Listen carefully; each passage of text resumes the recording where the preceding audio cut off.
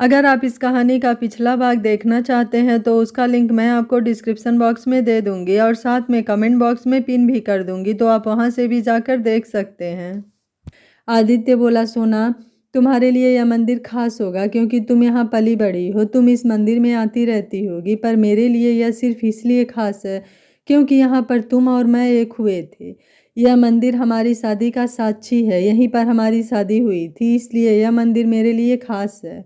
वैसे सच बताऊं तो मैं ज़्यादा मंदिर वगैरह नहीं जाता हूँ, कोई पूजा पाठ भी नहीं करता हूँ। इसका मतलब यह नहीं हूँ कि मैं नास्तिक हूँ, मैं भगवान में विश्वास जरूर करता हूँ। तुम्हें याद है हमारी शादी यहीं हुई थी। आदित्य और सोना पुराने ख्यालों में खो जाते हैं जब उनकी यहाँ पर शादी हुई थी। सोना बहुत खुश थी, हालांकि उसकी शादी अचानक से हुई थी, पर फिर भी वह आदित्य को मन ही मन पसंद करती थी, इसलिए वह आदित्य के साथ शादी करने से खुश थी। वहीं आदित्य उदास होता है कि वह बिना मन से सोना के साथ में शादी कर रहा था, क्योंकि उस समय उसके दिल में शालिनी थी। आदित्य बोला, सोना, मैं तुमसे जो कहना चाहता हूँ प्लीज़ उस बात को सुनना और उस पर विश्वास जरूर करना। सोना, जिस दिन हमारी शादी हुई थी उस दिन मैंने अग्नि को साक्षी मानकर फेरे लिए थे और तुम्हारे साथ 7 जन्म के वचन भी लिए थे, पर सच बात बताऊं तो उस समय मेरे लिए इस शादी के कोई मायने नहीं थे। यह शादी सिर्फ मेरी माँ की इच्छा पूरी करने के लिए थी, बस, और उससे ज़्यादा कुछ नहीं। उस समय मेरे मन में सिर्फ और सिर्फ शालिनी का ही ख्याल था। आदित्य जो बात बोलता है सोना के दिल में यह बात तीर के जैसे चुभती है। जिस चेहरे पर थोड़ी देर पहले खुशी छलक रही थी वो एकाएक उदास हो जाता है। सोना उदासी से, हाँ मैं जानती हूँ, पर उस समय मैं यह सब जानती नहीं थी। आदित्य बोला, माफ़ करना सोना, उस दिन मैंने अपनी स्वार्थ, अपनी माँ की जान बचाने के लिए तुमसे इस तरीके से शादी की थी। मैं तुम्हारे साथ में कुछ बुरा नहीं करना चाहता था, तुम्हारी ज़िंदगी खराब नहीं करना चाहता था, पर मैं अपनी माँ को खोना भी नहीं चाहता था। उनकी खुशी के लिए मैंने शादी के लिए हाँ कहा था, पर मैं तब नहीं जानता था कि मेरी वजह से किसी की ज़िंदगी खराब हो रही है। सोना बोली, आपको इतना कुछ सोचने की ज़रूरत नहीं, शादी के लिए मैंने अपने मन से हाँ करा था। आपकी माँ मेरी भी माँ की सहेली हैं, अगर उन्हें कुछ हो जाता तो मेरी माँ को बहुत बुरा लगता और मैं अपने माँ की खुशी के लिए कुछ भी कर सकती थी। और मुझे खुशी है कि मेरी वजह से उनकी जान बची, जो आज खुश है, स्वस्थ है। मुझे उस चीज़ का कोई अफसोस नहीं है। आदित्य बोला, तुम्हारा बड़प्पन है सोना, पर शादी के बाद मैंने जिस तरीके से तुम्हारे साथ बर्ताव किया था वो बहुत ही गलत था। सोना बोली, जो हो गया वो हो गया, उसको बदला नहीं जा सकता है और अब मुझे उससे कोई फ़र्क नहीं पड़ता। मैं अपनी ज़िंदगी में बहुत खुश हूँ। मुझे आप जैसा अच्छा दोस्त मिला, माँ जैसी एक और माँ मिली, आपकी वजह से मैं आज अपने सपने को पूरा कर रही हूँ, तो मुझे उस दिन का कोई अफसोस नहीं है। अच्छा ही हुआ उस दिन मेरी आपसे शादी हो गई, वरना मुझे इतना सब कैसे मिल सकता था। मुझे आप जैसा अच्छा दोस्त मिला, माँ जैसी एक और माँ मिली, आपकी वजह से मैं आज अपने सपने को पूरा कर रही हूँ, तो मुझे उस दिन का कोई अफसोस नहीं है। अच्छा ही हुआ उस दिन मेरी आपसे शादी हो गई, वरना मुझे इतना सब कैसे मिल सकता था। आदित्य बोला, पर तुम मुझसे कहीं ज़्यादा डिजर्व करती हो। सोना बोली, ऐसा कुछ नहीं है आदित्य जी, आपने भी अपने प्यार को छोड़कर अपनी माँ के लिए मुझसे शादी की थी। आप किसी और से प्यार करते थे, आप मना भी तो कर सकते थे, पर आपने सिर्फ अपनी माँ के लिए मुझसे शादी करी है, तो आप भी बहुत कुछ पा सकते थे जो आपको नहीं मिला है। पर अब भगवान का शुक्र है कि आपको आपका प्यार मिल रहा है, अब तो सब ठीक ही हो रहा है, तो इतना मत सोचिए। आदित्य बोला, नहीं ऐसा नहीं है, मुझे मेरा प्यार मिल नहीं रहा है, मुझसे मेरा प्यार छूट रहा है। सोना बोली, ये आप क्या कह रहे हैं?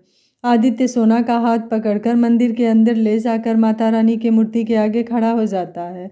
आदित्य माता रानी के सामने कसम खाकर कहता हूँ, मेरा प्यार मुझे मिल नहीं रहा है, मेरा प्यार मुझसे छूट रहा है। सोना बोली, मुझे समझ में नहीं आ रहा है। आदित्य बोला, सोना, जानबूझकर अनजान बनने की कोशिश मत करो, तुम जानती हो मेरे कहने का क्या मतलब है। सोना नजरें फेरते हुए बोली, नहीं मैं नहीं जानती हूँ। आदित्य सोना को पकड़कर अपनी तरफ करता है, तुम क्यों नहीं जानती हो, प्लीज़ समझने की कोशिश करो। सोना बोली, प्लीज़ मुझे छोड़िए। आदित्य बोला, प्लीज़ सोना, ऐसा मत करो, मुझसे मेरा प्यार मत छीनो, मैं तुम्हारे बिना सच में जी नहीं पाऊंगा।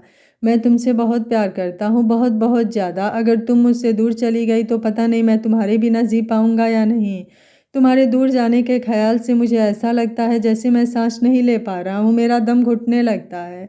प्लीज़ मुझे ऐसी घुटन भरी ज़िंदगी मत दो सोना, जिसमें मैं जी ही ना सकूं। आदित्य की आंखों में नमी उतर आती है। सोना के भी आंसू बहने लगते हैं। सोना अपने दोनों हाथ अपने दोनों कानों पर रख कर जोर से चीखते हुए, नहीं नहीं, यह सब झूठ है, यह सब गलत है, ऐसा नहीं है, यह आपकी गलतफहमी है। आपको मुझसे प्यार नहीं है, आपको मुझसे बिल्कुल भी प्यार नहीं है, आप शालिनी जी से प्यार करते हो। आदित्य बोला, नजरें फेर लेने से सच झूठ में नहीं बदल जाएगा सोना, तुम्हें इस बात को स्वीकार करना होगा कि मैं तुमसे प्यार करता हूँ, शालिनी से नहीं। सोना बोली, नहीं, यह सच नहीं है। बोलते बोलते वो बेहोश हो जाती है। आदित्य बोला, सोना सोना, तुम्हें क्या हुआ? आदित्य सोना को उठाने की कोशिश करता है पर सोना बेहोश हो चुकी थी। आदित्य आसपास देखता है, उसे कोई भी नहीं दिखता है क्योंकि इस समय 4 बज रहे थे, कोई भी नहीं था। पंडित जी भी चले गए थे। आदित्य बहुत घबरा जाता है। भगवान के पास रखे जल के लोटे से सोना के ऊपर पानी छिड़कता है। सोना को हल्का हल्का होश आता है। आदित्य की सांस में सांस आती है। सोना को होश में आता देखकर सोना का सिर बहुत भारी हो रहा था, उसे बहुत चक्कर आ रहे थे। आदित्य बोला, यहाँ पास तो कोई भी हॉस्पिटल नहीं है, मैं क्या करूँ? सोना बोली, मुझे घर जाना है। आदित्य बोला, नहीं, तुम्हें पहले हॉस्पिटल ले जाना पड़ेगा। सोना बोली, नहीं प्लीज़, मुझे आप घर ले चलिए, मुझे बस घर जाना है, मुझे यहाँ नहीं रहना है। आदित्य बोला, ठीक है, चलो मैं तुम्हें घर ले चलता हूँ। आदित्य सोना को कार में बैठाता है और ड्राइव करने लगता है। सोना आंख बंद करके कार में बैठे हुए रहती है। तकरीबन 4:30 बज रही होती है जब वो दोनों वहाँ से निकलते हैं। अभी आधी दूर आए थे कि मौसम बिगड़ने लगा था। ठंड के दिन होने की वजह से अंधेरा भी जल्दी ही हो गया था। थोड़ी ही देर में बारिश शुरू हो गई थी तो आदित्य धीरे धीरे गाड़ी चला रहा था। सोना आंखें बंद करके गाड़ी में लेटी हुई थी। थोड़ा आगे आते ही आदित्य की गाड़ी पंचर हो जाती है। आदित्य बहुत कोशिश करता है पर गाड़ी स्टार्ट नहीं होती है। सोना बोला, क्या हुआ आदित्य जी? सोना बोली, क्या हुआ आदित्य जी? आदित्य बोला, पता नहीं, चलते चलते गाड़ी को क्या हो गया है, स्टार्ट ही नहीं हो रही है। सोना बोली, अब हम क्या करेंगे? आदित्य बोला, रुको, मैं किसी को कॉल करता हूँ। आदित्य फ़ोन ऑन करके कॉल करने लगता है तो देखता है कि फ़ोन में नेटवर्क ही नहीं आ रहा है। सोना भी अपना फ़ोन ऑन करती है पर उसमें भी नेटवर्क नहीं था। बारिश की वजह से शायद नेटवर्क नहीं आ रहा था। आदित्य बाहर उतर कर देखता है, वह फिर भी गाड़ी स्टार्ट नहीं होती है। आदित्य पूरा गीला हो जाता है, वापस आकर कार में बैठता है। सोना बोली, आप तो पूरा भीग गए हो। आदित्य बोला, हाँ, पर गाड़ी को चेक तो करना ही था। सोना, आसपास कोई भी दिख नहीं रहा है, अब क्या करेंगे? आदित्य बोला, एक काम करो, तुम यहीं बैठो, मैं देख कर आता हूँ, आसपास कोई दुकान वगैरह हो तो। सोना आसपास देखती है, सुनसान एरिया था। सोना बोली, नहीं, मुझे आप ऐसे छोड़कर मत जाओ, मुझे डर लग रहा है। आदित्य बोला, पर मैं अभी आ जाऊंगा, हम कब तक यहाँ पर ऐसे बैठे रहेंगे? तुम्हें प्रॉपर रेस्ट की ज़रूरत है, तुम्हारी तबीयत ठीक नहीं है। सोना आदित्य का हाथ पकड़ लेती है, नहीं, मुझे अकेला छोड़कर मत जाओ, जाना है तो मैं भी आपके साथ चलती हूँ। आदित्य बोला, बाहर बारिश हो रही है, तुम भीग जाओगी। सोना बोली, नहीं, मैं अकेले यहाँ नहीं रहूँगी, मुझे डर लग रहा है। आदित्य ऐसे ही आसपास देखता है, उसे कुछ दिखाई नहीं देता है। फिर पीछे साइड में देखता है तो उसे दूर से रोशनी नज़र आती है। आदित्य बोला, चलो एक काम करते हैं, वहाँ पर एक घर दिख रहा है तो वहाँ चलकर मदद मांगते हैं, अगर फ़ोन मिल जाता है तो फ़ोन करके गाड़ी भी मंगवा लेंगे। आदित्य बोला, पर सोना, तुम पूरी तरीके से भीग जाओगी, बाहर तेज़ बारिश हो रही है, तुम यहीं रुको, मैं अभी आता हूँ। सोना बोली, नहीं, मैं अकेले नहीं रहूँगी, मुझे डर लग रहा है, मैं कहीं ना, मैंने आपके साथ ही चलना है। आदित्य बोला, ठीक है। आदित्य और सोना दोनों ही भीगते हुए उस घर तक पहुँच जाते हैं। दरवाज़ा खटखटाते हैं।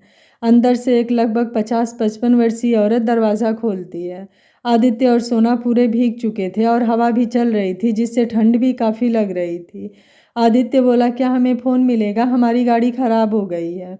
वह औरत बोली, अरे तुम दोनों तो पूरे भीग गए हो, चलो अब जल्दी से आ जाओ वरना सर्दी लग जाएगी। आदित्य बोला, पर ऐसे कैसे, आप बस फ़ोन दे दीजिए ताकि किसी को बुलवा लें। वह औरत बोली, अरे शर्माओ मत बेटा, देखो तुम्हारे साथ में लड़की भी है, बाहर हवा में खड़े रहोगे तो बीमार पड़ जाओगे, चलो जल्दी आओ। वह औरत उन दोनों को अंदर ले लेती है। तभी एक आदमी की आवाज़ आती है, कौन है मारिया? अंदर से एक आदमी निकल कर आता है जो 55 से 60 वर्षीय लगता है। मारिया बोली, अरे जॉनी, 2 बच्चे हैं, गाड़ी खराब हो गई है, पूरे भीग गए हैं बारिश में। जॉनी, तो तुमने यहाँ पर क्यों खड़ा कर रखा है, जल्दी से अंदर ले आओ, कपड़े चेंज कराओ, कितने भीग गए हैं, बीमार पड़ जाएंगे। आदित्य बोला, नहीं, आपको परेशान होने की ज़रूरत नहीं है, आपका फ़ोन दे दीजिए ताकि मैं अपने घर से गाड़ी बुलवा लूँ। मारिया फ़ोन निकाल कर देती है तो उसमें भी नेटवर्क नहीं था। अरे बच्चों, बारिश की वजह से नेटवर्क नहीं मिल रहा है फ़ोन में, तुम कपड़े बदल लो, बारिश रुक जाए तो चले जाना। सोना को बार बार छींक आ रही थी। मारिया बोली, देखो इस बच्ची को तो सर्दी लग गई, चलो बेटा अंदर चलो, मैं तुम्हें कपड़े देती हूँ, कपड़े बदल लेना। सोना आदित्य को देखती है। आदित्य को दोनों पति पत्नी अच्छे स्वभाव के लगते हैं। वह सोना को आंखों से अंदर चलने का इशारा करता है। सोना मारिया के साथ में अंदर चली जाती है। जॉनी बोला, तुम भी मेरे साथ चलो बेटा, तुम भी पूरे भीगे हो, चलो मैं तुम्हें कपड़े देता हूँ, तुम भी बदल लो। मारिया सोना को एक वाइट कलर की फ्रॉक देती है जो उसके नी तक आती है। सोना बोली, इसके नीचे। मारिया बोली, यह सब मेरे डॉटर इन लॉ के कपड़े हैं, वह सब ऐसे ही पहनती है, जैसा तुमने सलवार सूट पहन रखा है वैसा हम लोग नहीं पहनते हैं, हमारे यहाँ तो वैसे ही कपड़े हैं। वैसे तुम इसमें बहुत सुंदर लगोगी, एक बार पहन कर तो देखो। सोना को वह ड्रेस पहनने में बहुत अजीब लग रहा था क्योंकि उसने आज तक ऐसे कपड़े नहीं पहने थे। फिर भी वह चुपचाप कपड़े लेकर अंदर चली जाती है। इधर जानी भी अपने बेटे के कपड़े आदित्य को देता है। आदित्य भी कपड़े बदलकर बाहर आ जाता है। आदित्य बोला, थैंक यू, आपने हमारी इतनी हेल्प करी, वरना इस बारिश में सुनसान सड़क पर हम कहाँ जाते। जानी बोला, वो कॉमन यंग मैन, इतना फॉर्मल होने की ज़रूरत नहीं है, हम दोनों तो वैसे ही बोर हो रहे थे, अच्छा है कोई कंपनी मिल गई। इतने में मारिया और सोना भी आ जाती हैं। सोना को थोड़ा अटपटा सा लगता है, वह धीरे धीरे आगे बढ़ रही थी। आदित्य सोना को देखता है। सोना छुई मुई सी खुद में ही सिमटी सी आती है। आदित्य समझ जाता है कि सोना ड्रेस में कंफर्टेबल नहीं है, पर उस ड्रेस में सोना बहुत ही प्यारी लग रही थी। उसने वाइट कलर की फ्रॉक, बाल गीले होने की वजह से खुले थे। वेस्टर्न ड्रेस में सोना को पहली बार देखा था। आदित्य उसे देखते ही रह गया था। सोना को आदित्य को देखकर टेढ़े मेढ़े एक्सप्रेशन देती है। आदित्य आंखों आंखों में रिलैक्स रहने के लिए बोलता है और उसे अपने हाथों से नाइस का इशारा भी करता है। हाल में एक किनारे पर कुर्सियां लगी हुई थी जहां अलाव भी जल रहा था। सोना आदित्य के पास वाली चेयर पर अपने पैरों को फोल्ड करके बैठ जाती है ताकि उसके जो खुले पैर हैं वो छुप जाएं। आदित्य सोना की इस हरकत को देखकर मुस्कुराता है। दोनों पति पत्नी आदित्य और सोना की आंखों के इशारों को देखकर मुस्कुराते हैं। पहले तो एक दूसरे का नाम पता जानते हैं। मारिया, तुम दोनों हस्बैंड वाइफ हो? आदित्य और सोना एक साथ। आदित्य, हाँ, सोना नहीं। दोनों पति पत्नी आश्चर्य से दोनों को देखते हैं। आदित्य और सोना भी एक दूसरे को देखते हैं। आदित्य बोला, अब तक तो पति पत्नी है पर शायद अलग होने वाले हैं। बोलते हुए आदित्य के चेहरे पर उदासी छा जाती है जो दोनों पति पत्नी भी नोटिस करते हैं। तुम दोनों पति पत्नी हो, अलग किन कारणों की वजह से हो रहे हो पता नहीं, पर तुम्हारे प्यार को देखकर लगता है शरीर से अलग हो सकते हो पर मन से कभी नहीं। तुम्हारे दिल जुड़ चुके हैं जो कभी अलग नहीं होंगे। आदित्य और सोना एक दूसरे को देखते हैं। जॉनी बोला, चलो यह सब बातें छोड़ो, मारिया सबके लिए एक एक ड्रिंक बना दो, दोनों बच्चों को भी बहुत ठंड लगी है, थोड़ा बेहतर महसूस करेंगे। आदित्य बोला, नहीं मैं ड्रिंक नहीं करता। सोना बोली, मैं भी नहीं। मारिया बोली, ओ कमान, यह कोई शराब नहीं है, वाइन है जिसकी तुम दोनों को ज़रूरत है। देखो सोना को कितनी छींकें आ रही है, इससे बहुत आराम मिलेगा और ज़्यादा तबीयत भी नहीं बिगड़ेगी। आदित्य सोना को देखता है। हाँ यह तो सही है, सोना को बार बार छींकें आ रही थी, वाइन पीने से उसको बुखार नहीं बढ़ेगा, पर मेरा क्या, 2 बार पहले पी है और उसके बाद इतना हंगामा किया है, यह मैं ही जानता हूँ। अगर फिर ड्रिंक करने से मुझे चढ़ गई तो क्या होगा? जानी बोला आदित्य से, कहाँ खो गए हो, नॉर्मल ड्रिंक ही है, ज़्यादा टेंशन मत लो, चढ़ेगी नहीं। मारिया चारों के लिए गिलास लेकर आती है। सोना मना करती है पर आदित्य उसे समझाकर पिला देता है। चारों आपस में बैठकर बातें करते हैं। सोना और आदित्य दोनों को धीरे धीरे नशा होने लगता है। सोना से बैठा नहीं जाता है, आदित्य का सर भी हल्का हल्का घूमने लगता है। मारिया और जॉनी एक दूसरे को देखकर मुस्कुराते हैं। मारिया बोली, मुझे लगता है कि अब तुम्हें रेस्ट करना चाहिए। जॉनी बोला, हाँ हाँ सही बात है, तुम दोनों को फ्रेंडी के कमरे में छोड़ दो, सुबह तक बारिश भी रुक जाएगी और मैकेनिक को भी बुला लेंगे, तुम्हारी गाड़ी ठीक करा देंगे। दोनों ही कमरे में चले जाते हैं। जॉनी बोली, तुमने दोनों में इसमें अपनी स्पेशल वाली मिला दी थी ना? मारिया मुस्कुराते हुए, हाँ वो तो मैंने मिला ही दी थी। मारिया बोली, कभी कभी इंसान को अपनी लाइफ में सब कुछ सही करने के लिए होश में रहना ज़रूरी नहीं होता है। सोना और आदित्य घर पर नहीं आते हैं तो घर पर सभी परेशान होने लगते हैं, सभी उन्हें फ़ोन करते हैं पर उनका फ़ोन नहीं लगता है। आहान बोला, यह आदित्य पता नहीं मेरी सोना को कहाँ लेकर गया है और अभी तक आया भी नहीं है, पता नहीं उसके साथ क्या कर रहा होगा। उसके दिमाग में हजारों ख्याल आते हैं जिसमें वह देखता है कि सोना और आदित्य की दूरियां खत्म हो रही थी और उनकी नज़दीकी और बढ़ रही थी। आहान अपने ख्यालों को हटाते हुए, नहीं नहीं ऐसा नहीं हो सकता है, सोना ऐसा कभी नहीं करेगी, यह सब मेरा वहम है, वह जहाँ भी होंगे बस एक दूसरे से दूर होंगे। शालिनी का गुस्सा भी 7वें आसमान पर चढ़ा हुआ था। वह भी कभी उन दोनों का इंतजार कर रही थी और गुस्से में इधर उधर टहल घूम रही थी। शांति जी बोली, कब तक ऐसे घूमोगी बेटा, बैठ जाओ, वो दोनों आ जाएंगे। शालिनी गुस्से से, कभी से बैठकर इंतजार ही कर रही हूँ, पता नहीं कहाँ गए हैं। क्या ज़रूरत है सोना को आदित्य के साथ में जाने की? किसी के होने वाले पति के साथ में ऐसा जाया जाता है क्या? मुझे तो अब ऐसा लग रहा है कि सोना की नीयत ही नहीं है मेरी और आदित्य की शादी कराने की। बस ऐसे ही दिखावा करती है अच्छा बनने का, पर असल में तो इतना ही बोलती है कि यहाँ शालिनी को घूर कर देखता है। शालिनी चुप हो जाती है। अनुराधा जी मन में बोली, कितना जहर भरा हुआ है इस लड़की के मन में मेरी सोना के लिए। क्या सोचकर आदित्य ने इसे पसंद करा था? शादी तो क्या, यह लड़की दोस्ती के लायक नहीं है। ऐसी लड़की के लिए आदित्य सोना को अपने आप से दूर करा, पर भगवान का शुक्र है कि उसे समय पर अकल आ गई, वरना यह लड़की मेरी बहू बनती तो अब तक मैं स्वर्ग सिधार गई होती। अनुराधा जी मन ही मन भगवान का धन्यवाद करती हैं कि उन्हें बहू के रूप में सोना मिली और उनके बेटे को भी अकल आ गई और शालिनी और सोना में से सोना को चुना। शांति जी मन में सोच रही थी, क्या सोचकर आदित्य जी ने मेरी सोना के बदले उस लड़की को चुना है? ना कपड़े पहनने का तरीका, ना बात करने की तमीज, कुछ भी तो नहीं है। यह मेरी सोना के पैरों की धूल के बराबर भी नहीं है, पर कर क्या सकते हैं? आदित्य जी इससे ही प्यार करते हैं। मेरी सोना के भाग्य में यह दुख लिखा है, पर इस दुख को मैं बहुत जल्दी ही सुख में बदल दूंगी। यही सही मौका है, मुझे आहान से बात कर लेनी चाहिए। शांति जी बोली, आहान बेटा, 1 मिनट मेरे कमरे में आओगे मेरे साथ? आहान हाँ में सिर हिलाता है और शांति जी के पीछे पीछे चलने लगता है। रूम में जाकर आहान, जी आंटी जी बोलिए, आपको कुछ काम था मुझसे? शांति जी बोली, देखो बेटा, घुमा फिरा कर बात करने की मेरी आदत नहीं, सीधे सीधे पूछूंगी, तुम सीधे सीधे बता देना। अगर हाँ तो ठीक है और मना करोगे तो भी कोई बात नहीं, पर सच हो तो ही बोलना। बेटा, मेरी बेटी की ज़िंदगी का सवाल है। आहान बोला, जी आंटी जी, सोना की ज़िंदगी के साथ मैं भी कोई मजाक नहीं करूँगा, जो सच होगा वही आपको बताऊँगा। शांति जी बोली, क्या तुम मेरी बेटी को पसंद करते हो? आहान बोला, यह कैसा सवाल है आंटी जी, ऑफकोर्स मैं सोना को पसंद करता हूँ। शांति जी बोली, वैसे नहीं, मतलब तुम सोना से प्यार करते हो, उससे शादी करोगे? आहान मन में बोला, यह सोना की माँ को क्या हो गया है, यह खुद आगे रहकर मुझसे सोना की शादी की बात कर रही हैं। आहान तो जैसे झूम उठता है। आहान को अपने कानों पर विश्वास ही नहीं हो रहा था। शांति जी बोली, क्या हुआ बेटा, क्या सोच रहे हो?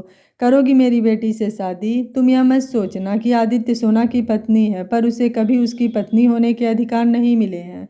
वह पति पत्नी होकर भी कभी साथ नहीं आए हैं, ना ही उनके बीच में कोई पति पत्नी का रिश्ता है। आहान बोला, अरे आंटी जी, आप गलत समझ रही हैं, ऐसा कुछ भी नहीं सोच रहा हूँ। मुझे तो विश्वास नहीं हो रहा है कि आप मुझसे सोना की शादी की बात कर रही हैं, और मैं आदित्य और सोना के रिश्ते के बारे में सब कुछ जानता हूँ। शांति जी बोली, तो क्या तुम मेरी सोना से शादी करोगे? आहान बोला, आंटी जी, मैंने तो जिस दिन सोना को देखा था उसी दिन से मेरे जीवन में सोना है। उसके अलावा मैंने किसी को आंख उठाकर भी नहीं देखा। वह मुझसे प्यार करे या न करे, वह मुझे अपना माने या न माने, पर मेरी ज़िंदगी तो सोना के नाम ही है। शांति जी बोली, थैंक यू बेटा। आहान बोला, पर आंटी जी, सोना मुझसे प्यार नहीं करती है, वह मुझसे शादी नहीं करना चाहती है। मैंने उससे पूछा था इस बारे में, पर उसने मुझे मना कर दिया। शांति जी बोली, बेटा, उसे अभी अपने अच्छे बुरे की समझ नहीं है। आदित्य जी दूसरी शादी करके अपनी ज़िंदगी में आगे बढ़ जाएंगे, पर मेरी बेटी का क्या? मेरी बेटी की तो ज़िंदगी बर्बाद है। मैं उसे ऐसे दुख में नहीं देख सकती हूँ। उसे भी खुशियाँ पाने का पूरा हक है। आहान बोला, जी ज़रूर आंटी जी, इस सब में सोना की तो कोई गलती नहीं थी। उसने आदित्य की मॉम के लिए सब कुछ किया, पर क्या वो मानेगी? शांति जी बोली, सोना से मैं बात कर लूँगी। तुम बताओ, क्या तुम सोना की शादी के लिए तैयार हो? आहान बोला, हाँ आंटी जी, ज़रूर। अगर सोना शादी के लिए हाँ करे तो मैं ज़रूर सोना से शादी करूँगा, और मैं आपसे वादा करता हूँ कि सोना की आंख में कभी आंसू नहीं आने दूंगा। उसे ज़िंदगी में इतनी खुशियाँ दूंगा जितना कभी किसी को नहीं मिली होगी। मैं आपकी बेटी से बहुत प्यार करता हूँ, बहुत ज़्यादा। शांति जी बोली, ठीक है बेटा, सोना से मैं बात कर लूँगी। बस एक बार तुमसे ही बात करना चाहती थी कि तुम क्या चाहते हो। आहान बोला, मैं तो बस आंटी जी आपकी बेटी को चाहता हूँ, उसकी खुशी चाहता हूँ, और कुछ भी नहीं। शांति जी बोली, ठीक है, चलो बाहर चलकर उनका इंतज़ार करते हैं। आहान बोला, हाँ ठीक है, आप चलिए, मैं आता हूँ। शांति जी कमरे से बाहर चली जाती हैं। आहान कमरे में खुशी से पागलों की तरह नाचता है। उसे समझ में ही नहीं आता जिससे वह पाने की इतनी प्लानिंग प्लाटिंग कर रहा था। उसकी माँ खुद उसकी शादी की बात उससे करके गई हैं। यह तो आहान ने कभी सोचा भी नहीं था। वह खुशी से फूले नहीं समा रहा था। उसे समझ में नहीं आ रहा था क्या करे क्या न करे। उधर मारिया और जॉनी ने आदित्य और सोना की ड्रिंक में कुछ मिला दिया था जिससे दोनों को ही नशा होने लगता है। आदित्य और सोना दोनों ही रूम में चले जाते हैं। मारिया और जॉनी बाहर अच्छा रोमांटिक सॉन्ग प्ले करके ड्रिंक करते हैं और साथ में डांस भी करते हैं। आदित्य और सोना दोनों रूम में रहते हैं। आदित्य बोला, तुम यहाँ बेड पर सो जाना, मैं वहाँ काउच पर सो जाऊँगा। सोना बोली, नहीं, आप काउच पर कैसे सो पाएंगे, आप यहाँ सो जाइए, मैं काउच पर सो जाऊंगी। आदित्य बोला, नहीं, तुम्हें प्रॉपर रेस्ट की ज़रूरत है, तुम यहाँ सो जाओ, नहीं तो तुम्हारी तबीयत खराब हो जाएगी। आदित्य सोना को ज़बरदस्ती बेड पर बिठा देता है और खुद जाकर काउच पर बैठ जाता है। आदित्य और सोना दोनों को ही हल्का हल्का नशा होने लगता है। आदित्य की आंखें भारी होने लगती है। आदित्य की आंखों में नशा छाने लगता है। वह अपनी नशीली आंखों से सोना को देखता है। सोना का भी कुछ वैसा ही हाल था। सॉन्ग चल रहा था जिसकी मध्यम मध्यम आवाज़ उन्हें भी सुनाई दे रही थी। आदित्य जैसे तैसे काउच पर लेट जाता है पर वह बिल्कुल भी कंफर्टेबल नहीं था। काउच बहुत छोटा था और आदित्य की हाइट हेल्थ के हिसाब से वहाँ पर बिल्कुल एडजस्ट नहीं हो पा रहा था। सोना भी आदित्य को ही देख रही थी कि वह कितना अनकंफर्टेबल हो रहा है। सोना आदित्य के पास आती है। प्लीज़ आदित्य जी, आप बेड पर आ जाइए, आप ऐसे सो नहीं पाएंगे। आदित्य मना करता है। सोना आदित्य का हाथ पकड़कर उसे बेड पर लेकर आ जाती है और खुद काउच की तरफ जाने लगती है। आदित्य सोना का हाथ पकड़कर रोकता है और उसे अपने पास बैठा लेता है। आदित्य बोला, एक बात पूछूं? सोना बोली, पूछिए। आदित्य बोला, क्या एक पल के लिए भी तुम्हारे मन में मेरे लिए कोई फीलिंग नहीं आई? क्या तुम्हें एक पल के लिए भी एहसास नहीं हुआ कि तुम्हें मुझसे प्यार है? सोना अपनी आंखें नीची कर लेती है। आदित्य बोला, प्लीज़ सोना, जवाब दो ना। और सोना चुपचाप नीचे मुंह करके बैठी रहती है। आदित्य अपने दोनों हाथों से सोना का मुंह पकड़कर उसे ऊपर करता है तो देखता है सोना की आंखें आंसुओं से भरी थी। बस इंतजार कर रही थी कि कब वह बाहर निकले। आदित्य बोला, प्लीज़ सोना, ऐसे रोया मत करो, तुम्हें ऐसा रोते देखकर मुझे बहुत बुरा लगता है। वह हल्के से उसके दोनों आँखों को चूम लेता है। आदित्य की छुअन से सोना के पूरे शरीर में जैसे करंट दौड़ पड़ता है। सोना का दिल जोरों से धड़कने लगता है, जिसका एहसास आदित्य को भी होता है क्योंकि उसकी भी ऐसी ही हालत थी। आदित्य वैसे ही सोना को अपने करीब करते हुए, क्यों सोना, तुम अपने आप को इतनी तकलीफ पहुंचा रही हो और मुझे भी। तुम्हारी ज़ुबान को छोड़कर तुम्हारी आंखें, तुम्हारा दिल इस बात का गवाह है कि तुम मुझसे प्यार करती हो। क्यों तुम इससे भाग रही हो? इसे स्वीकार क्यों नहीं कर लेती? सोना कुछ बोलना चाहती है पर आदित्य की इतनी करीबी और उसके एहसास से उसके शब्द उसके गले में ही अटके थे। वह बाहर ही नहीं आ रहे थे। उसकी आंखों से आंसुओं की धारा बहने लगती है। आदित्य उसके सर को चूम कर उसे खींचकर गले से लगा लेता है। सोना तो जैसू मानो जम सी जाती है पर कहीं ना कहीं आदित्य की करीबी उसे सुकून दे रही थी। वह उसका कोई विरोध नहीं करती है। आदित्य तो सोना से प्यार करता था और उस बात को मानता भी था, पर सोना इस बात को मानने को तैयार ही नहीं थी। पर उस दिन नशे की वजह हो या आदित्य का प्यार हो, सोना आदित्य को मना नहीं कर पाती और यह माहौल आदित्य और सोना के लिए स्पेशल बन गया था क्योंकि वह इस अनजान जगह पर एक दूसरे के हो रहे थे। दोनों के ड्रिंक का नशा था या प्यार का खुमार, कोई चाहे लाख कितना ही कोशिश कर ले, करीब आने वाले करीब आ ही जाते हैं। अगले दिन जैसे ही सोना की नींद खुलती है, उसकी आंखों के सामने एक हैंडसम सा चेहरा था जो उसे सोते समय किसी मासूम बच्चे की तरह लग रहा था। सोना आदित्य को देखकर मुस्कुराने लगती है पर अगले ही पल उसे ध्यान आता है कि वह आदित्य के साथ है। सोना झट से आदित्य से दूर उठती है और भागकर बाथरूम में चली जाती है, जिससे आदित्य की भी नींद खुल जाती है। आदित्य सोच रहा था कहीं उसने गलत तो नहीं किया है।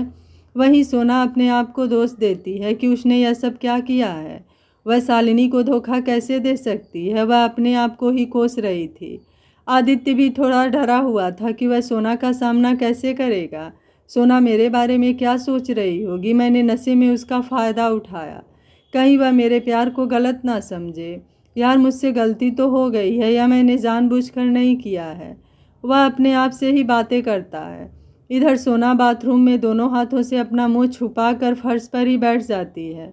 यह तूने क्या किया सोना? इसमें आदित्य जी की पूरी गलती नहीं है, इसमें गलती तेरी भी है। तूने खुद आदित्य जी को अपने इतने करीब आने दिया था। तूने क्यों उन्हें रोकने की कोशिश नहीं की? तूने अपने आप पर काबू क्यों नहीं किया? क्यों क्यों क्यों?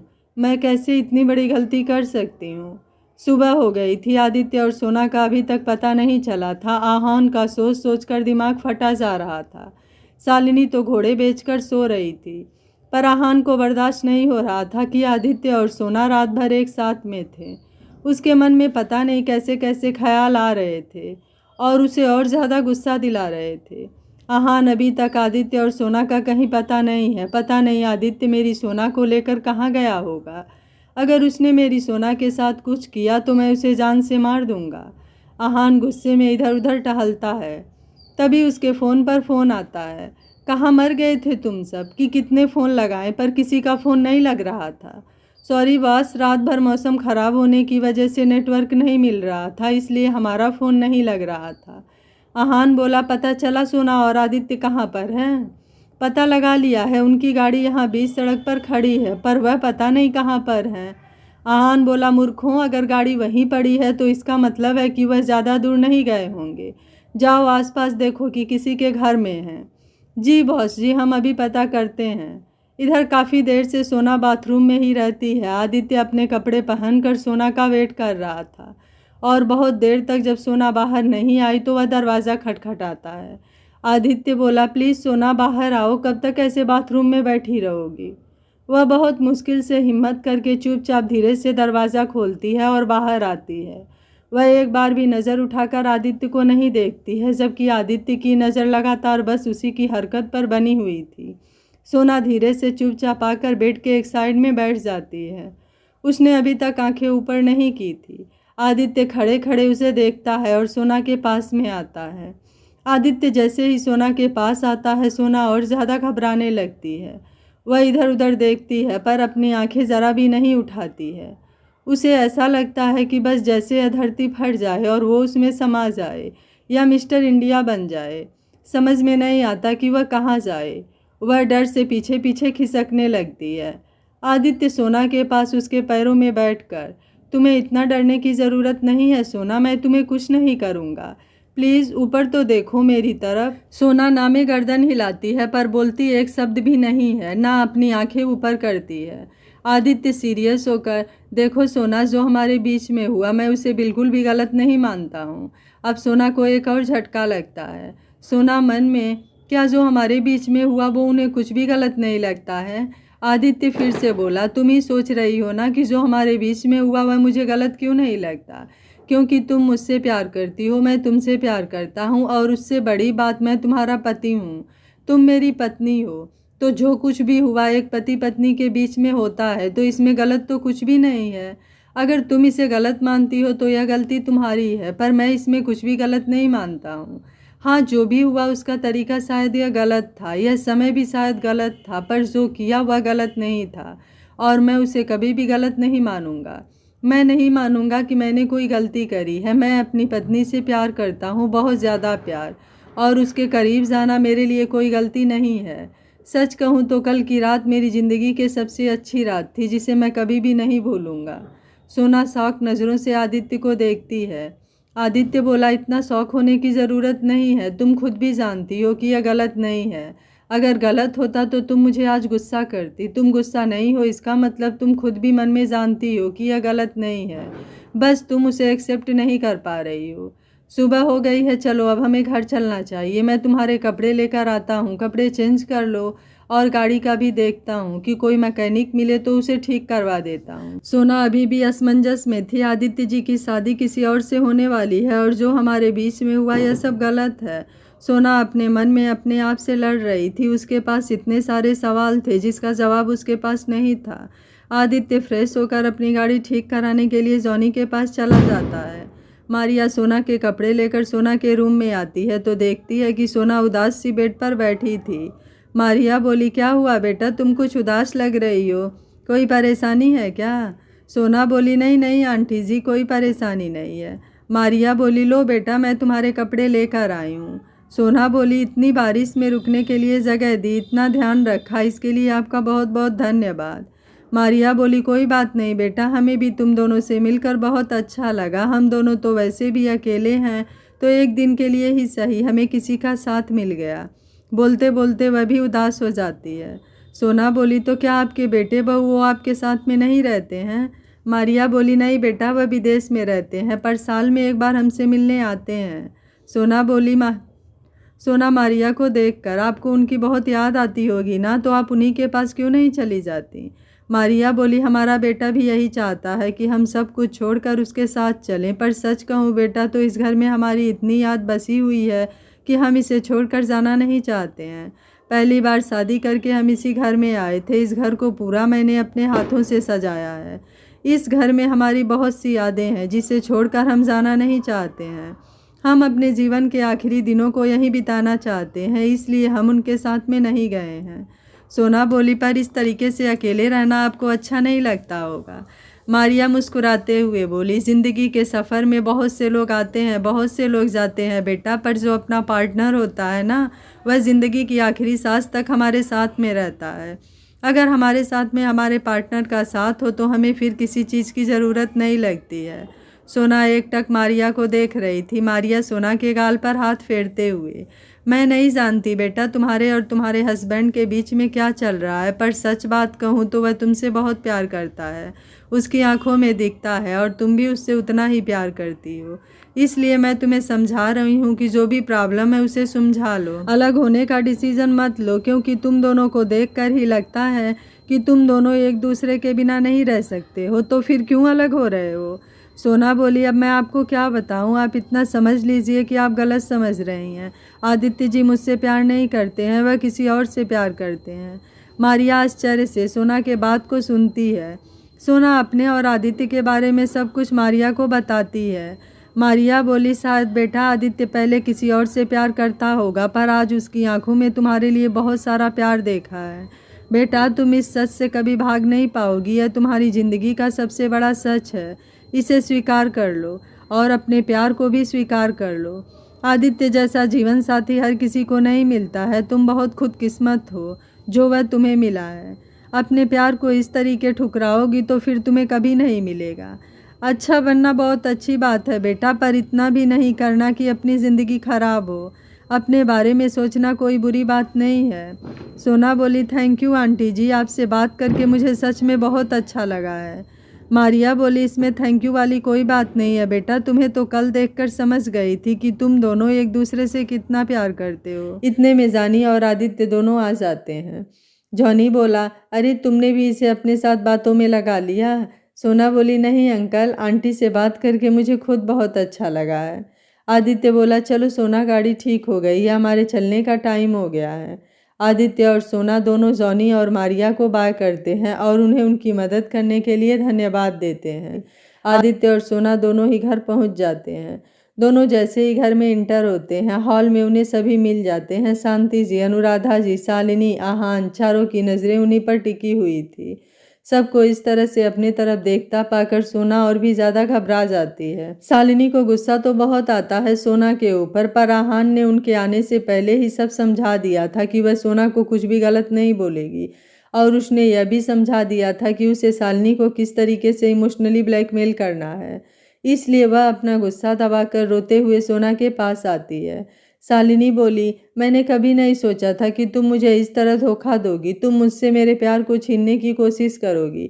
तुम्हें पता है रात भर में मेरा रो रो कर कितना बुरा हाल हो गया है। अगर तुम्हें आदित्य के साथ में रहना था तो तुम मुझे झूठी उम्मीद ही क्यों दी? आदित्य की शादी मुझसे होगी। तुम सच ही बता देती कि तुम आदित्य को नहीं छोड़ सकती। सोना कुछ बोलने लगती है, पर शालिनी उसे मौका ही नहीं देती है। सोना बोली, वो शालिनी बात काटते हुए, अब तक मैं सिर्फ यही सोचकर जिंदा थी कि मेरी शादी आदित्य से होगी, पर मुझे नहीं लगता है कि तुम्हारा ऐसा कोई इरादा है। तो मेरे जीने का भी कोई मतलब नहीं है और मेरी मौत की जिम्मेदार तुम होगी सोना, सिर्फ और सिर्फ तुम। ऐसे बोलकर वो वहाँ से जाने लगती है। सोना उसे हाथ पकड़कर रोक लेती है। सोना को अपने आप पर शर्मिंदगी महसूस हो रही थी कि उसने शालिनी के साथ में कितना बुरा किया है। सोना बोली, प्लीज़ शालिनी जी, आप गलत समझ रही हो। मैं ऐसा कुछ भी नहीं चाहती हूँ, मुझे माफ़ कर दीजिए।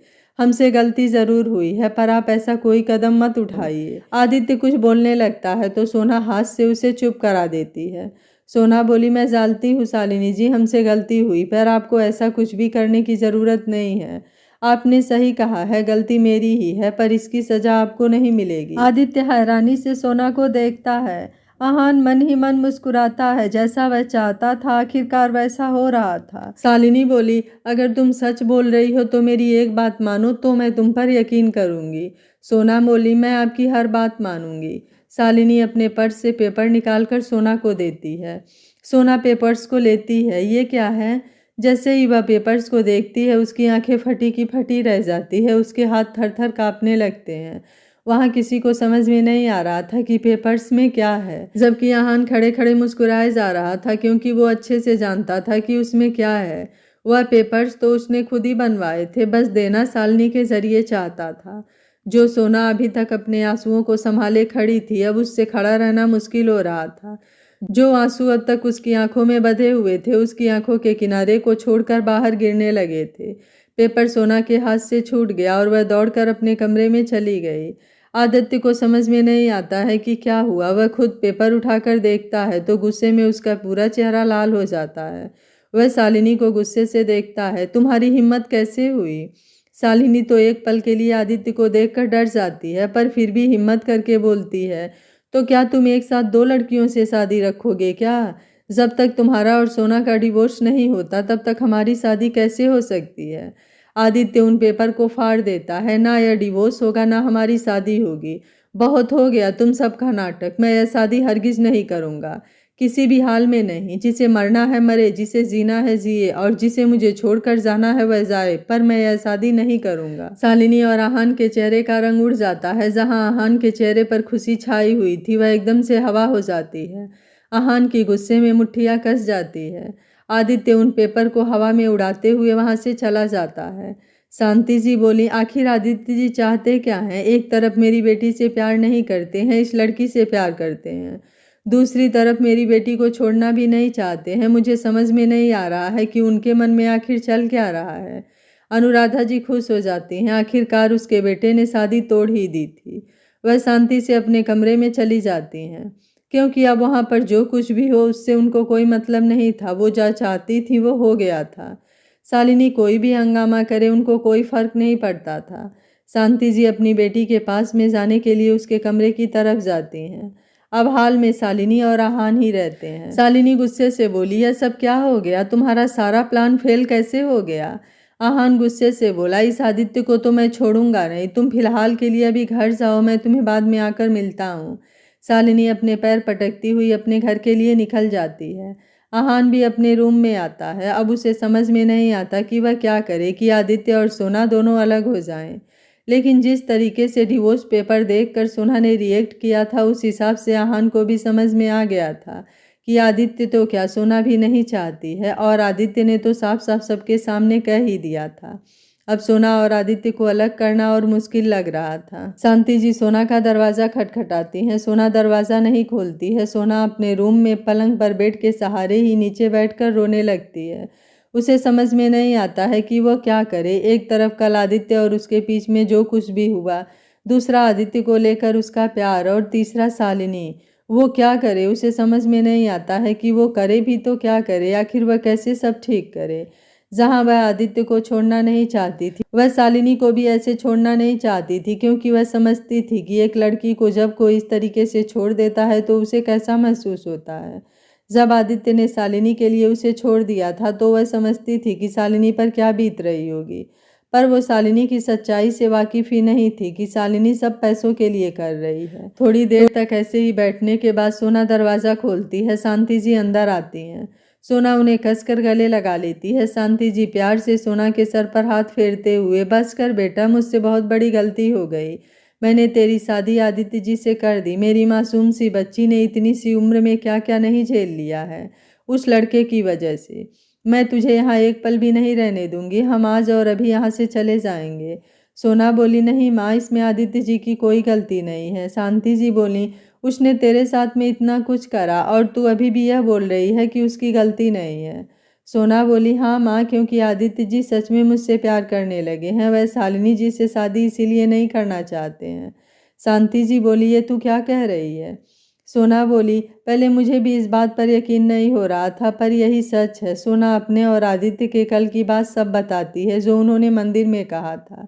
रात वाली बात वो शांति जी से छुपा लेती है, क्यों? पर मुझे शालिनी जी के लिए बहुत बुरा लग रहा है। इस सब में उनकी कोई गलती नहीं है। इस सब की वजह से उनकी ज़िंदगी खराब हो रही है। मुझे समझ में नहीं आ रहा है कि मैं क्या करूं।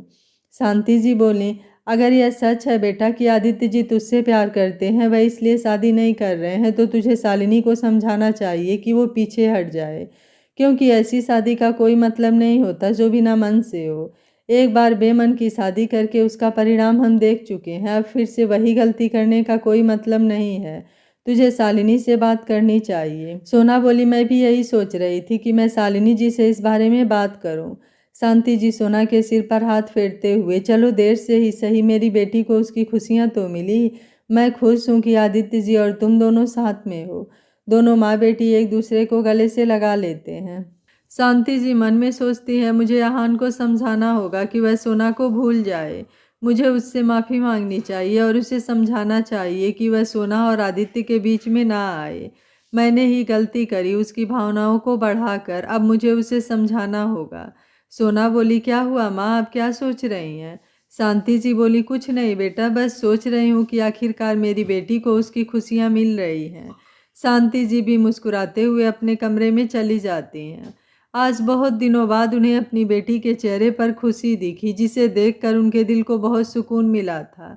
फिर वह सोचती हैं कि वह इस बारे में अनुराधा जी से बात करें, तो अनुराधा जी के पास जाती है। अनुराधा जी बोली, अरे शांति, तू आज क्या हुआ, बड़ी खुश लग रही है आज। अनुराधा जी को गले से लगा लेती हैं। हाँ अनु, मैं आज बहुत खुश हूँ। अनुराधा जी बोली, क्यों, ऐसा क्या हो गया जो तू आज इतनी खुश है? शांति जी सब बात बताती हैं जो सोना और उनके बीच में हुई थी। अनुराधा जी बोली, यह तो मैं पहले से ही जानती थी कि आदित्य को उसकी गलती समझ आ गई है और वो सोना के साथ में रिश्ता आगे बढ़ाना चाहता है। शांति जी बोली, तो तूने यह बात मुझे क्यों नहीं बताई? अनुराधा जी बोली, क्योंकि उस समय तू अपनी बेटी को लेकर बहुत परेशान थी। जो आदित्य ने उसके साथ किया, इस वजह से हमने सोचा कि क्या पता तू शायद हमारी बात मानेगी भी या नहीं, इसलिए हमने तुझे नहीं बताया। शांति जी बोली, जो कुछ भी हो, अंत भला तो सब भला। दोनों बच्चे एक दूसरे के साथ खुश हैं, बस इसी में ही हमारी खुशी है। सोना अपने बेड पर लेटे लेटे रात को जो सब कुछ हुआ उस बारे में सोचती है। आज उसके चेहरे पर एक न जाने वाली मुस्कुराहट थी। अब सही मायने में वह अपने आप को आदित्य की पत्नी समझ रही थी। जब उसे शांति जी से पता चला कि आदित्य ने डिवोर्स पेपर भी फाड़ दिए, तो उसे बहुत सुकून मिला था। अब कोई भी उसे आदित्य से अलग नहीं कर सकता है, यही सोचते हुए उसे सुकून की नींद आ जाती है। इधर आदित्य गुस्से में इधर उधर घूमता है। हिम्मत कैसे हुई सोना की शालिनी से शादी के लिए हाँ करने की? इसे तो अब मैं बताऊंगा। इतना कुछ होने के बाद भी उसे ऐसा लगता है कि मैं शालिनी से शादी कर लूंगा। इसने मुझे समझ क्या रखा है, जब चाहा गले लगा लिया, जब चाहा छोड़ दिया। अब मैं इसे मजा चखाऊंगा और अच्छे से समझाऊंगा कि ज़बरदस्ती क्या होती है। इसे पता चलना चाहिए कि ज़बरदस्ती क्या होती है। शाम में सोना की नींद खुलती है। कल दिन भर की थकान के बाद में उसे काफ़ी अच्छी नींद आती है। वो उठकर फ्रेश होती है और नीचे जाने लगती है। जैसे ही वह जाती है, कोई ज़ोर से उसका हाथ पकड़कर कमरे में खींच लेता है और धड़ाम से दरवाज़ा लगा देता है। सोना एकदम से चौंक जाती है। यह कोई नहीं, आदित्य ही था। आदित्य सोना को दीवार से सटाते हुए।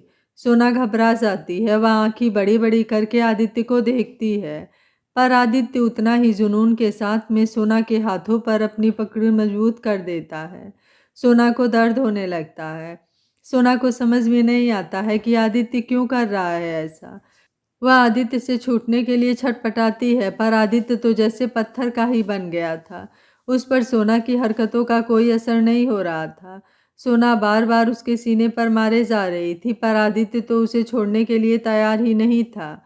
सोना की आंखों में आंसू आने लगे।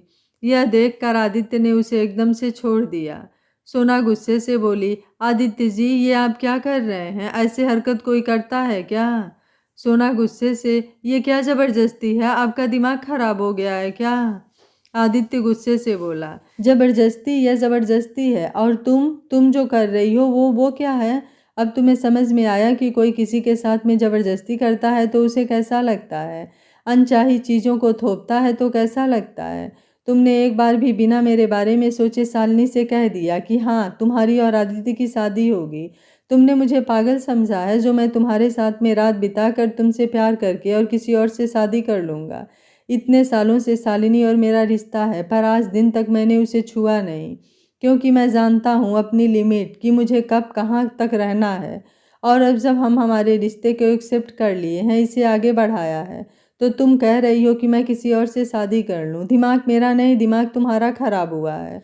तुम्हें हर तरीके से समझा लिया, तुम्हें रोकर समझा लिया, तुम्हें प्यार से समझा लिया, तुम्हें गुस्सा करके समझा लिया, पर तुम्हें तो समझ में ही नहीं आ रहा है। अगर ऐसा ही है तो चली जाओ यहाँ से और दोबारा अपनी शक्ल मत दिखाना, और याद रखना मैंने तुमसे प्यार किया है और तुम ही से करूँगा। ना शालिनी ना कोई और, कोई भी लड़की मेरी ज़िंदगी में कभी नहीं आ सकती है। और तुम्हें नहीं रहना है मेरी ज़िंदगी में तो तुम जा सकती हो, दरवाज़ा वहाँ पर है। बोलकर सोना की तरफ पीट करके खड़ा हो जाता है। सोना का हमेशा की तरह आदित्य की बातों से रोना आ जाता है, पर इस बार आदित्य उसे चुप नहीं कराता है। हालांकि उसका दिल बहुत तड़पता है सोना की सिसकियों को सुनकर, पर वह फिर भी मजबूती से उसकी तरफ पीठ करके खड़ा रहता है। सोना भी वहां से नहीं जाती है। आदित्य बोला, सुना नहीं मैंने कहा तुम जा सकती हो, पर फिर भी वह नहीं जाती है और वहीं खड़े खड़े सिसकियां लेती है।